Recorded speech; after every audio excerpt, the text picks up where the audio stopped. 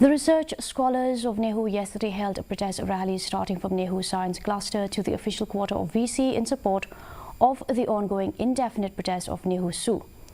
The research scholars said they have joined the movement to stand up against injustice and ever-worsening failure of the system that is taking Nehu down. The scholars are supporting the demand of Nehusu'S for the incumbent VC to resign.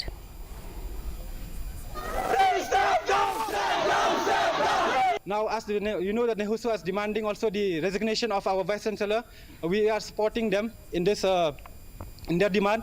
Wherever we are as brothers, we will all support the Nehusu'S, even with the Nehu members also, that they have also shown the support to them. So we thank them that they are always behind us to guide us in every situation, in every difficulties, so that we are together.